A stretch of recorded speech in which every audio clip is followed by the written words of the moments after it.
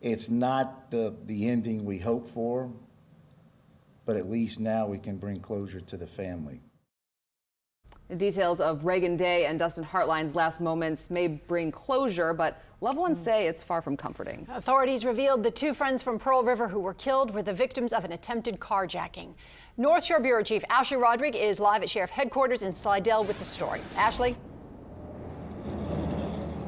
Hi there, Karen. Authorities say this situation began with a connection between Day and the female suspect relative to a conversation about Day's car.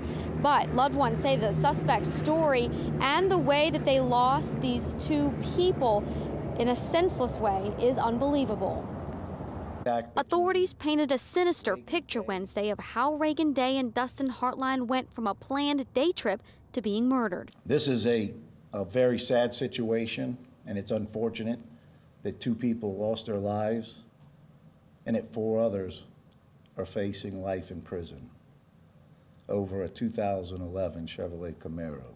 Sheriff Randy Smith says Day and Hartline went to a location off of Salmon Drive in Slidell to meet up with Brittany Savall to talk about a possible sale of Day's car.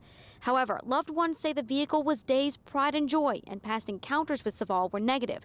But they also say she was selfless and forgiving. Literally, when nobody else was there, she was always there. I sat with her every day at lunch because I had nowhere else to go, and she was just always so accepting. Sheriff Randy Smith says that meetup was actually a setup with armed suspects wearing masks. Ultimately, Coroner Charles Preston says Day was shot in the head twice and Hartline shot once. Their bodies were put in the car, which was then driven into the East Pearl River. Nobody deserves to lose their life the way that her nor Dustin did.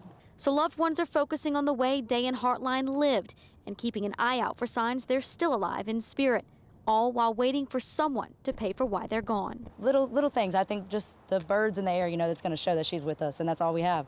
And that's all I can hope is that we get justice for our best friend. And that's all I want, because... And the 4 people arrested in this case are facing first-degree murder charges, and authorities say there could be more arrests. Meanwhile, 2 GoFundMe pages have been started to help the Hartline family with funeral costs, as this is the second son that they have lost in 2 years. Live in Slidell, Ashley Rodrigue, Eyewitness News.